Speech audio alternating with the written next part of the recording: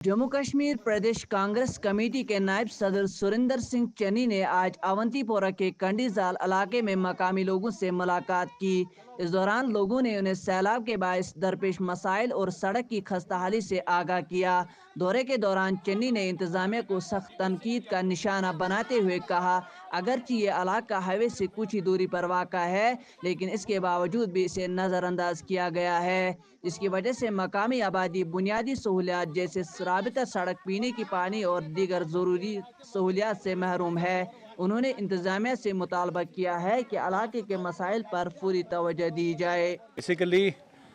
Flood के बाद या अभी यहाँ लोग पानी से थोड़ा सा पानी कम हुआ और उसी सिलसिले में ये खासकर ये जो कंडीजाल गांव है, इस गांव में हम इलेक्शन से पहले भी आए थे। अब साल हो गया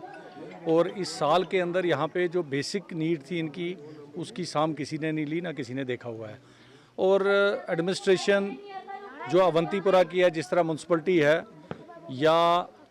रूरल डेवलपमेंट है या बाकी डिपार्टमेंट है या तहसीलदार साहब है, अब जब से फ्लड आया हुआ है तब से लेकर आज तक ये इन लोगों ने ये बोला कि हमारे पास कोई भी ऑफिसर यहाँ पे नहीं आया। शायद कोई पटवारी साहब आज सुबह इनके यहाँ पे आए हुए हैं और वो भी 2 4 5 6 घरों को नज़र मार के वो चले गए हैं। तो गवर्नमेंट को मैं अपील करूँगा कि जिस तरह अभी एलजी साहब अनंतनाग जा रहे हैं, चीफ मिनिस्टर साहब अनंतनाग जा रहे हैं, तो बीच देहात जो गाँव यहाँ पे जहाँ जिस तरह ये कंडीजाल गाँव है, ये रिवर बैंक पे है, तो अगर यहाँ पे रुक के हायर अप्स जितने भी यहाँ से गुजरते हैं नेशनल हाईवे से, तो यहाँ से आधा किलोमीटर अंदर ये गांव है। अगर इस गांव को भी देखते कि रिवर बैंक पे क्या हुआ है, इधर कितने घर रहते हैं, 40 हैं, 50 हैं, 100 घर हैं, इनकी दिक्कत क्या है। हम ये अब ये ऐसा होता कि अगर ये गाँव जो है ये पानी में बह जाता, यहाँ के जो रहने वाले लोग थे ये पानी में बह जाते और उसके बाद फिर एडमिनिस्ट्रेशन यहाँ पर आती।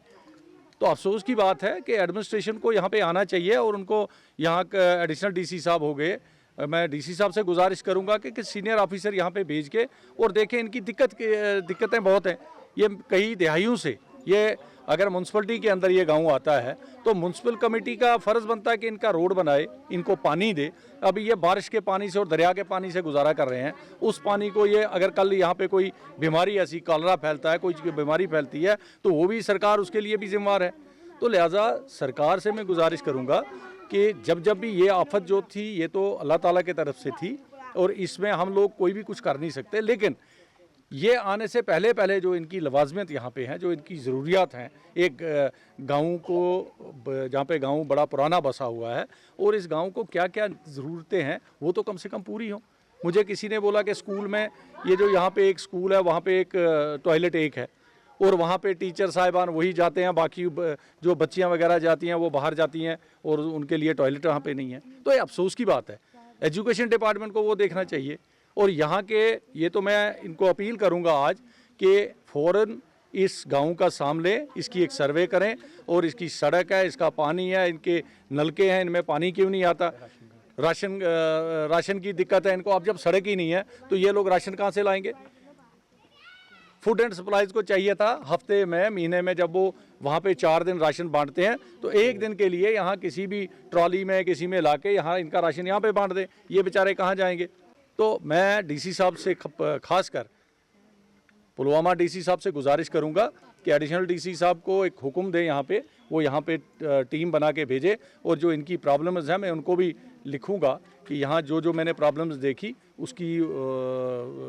नज़रसानी करे और इनके जो आने वाले कल में, क्योंकि हर साल ऐसा होता रहेगा, हम आते रहेंगे, हम यहाँ पे इनको देखते रहेंगे, फिर वादे करेंगे, फिर चले जाएंगे, लेकिन इम्प्लीमेंट करना बहुत ज़रूरी है। और मेरा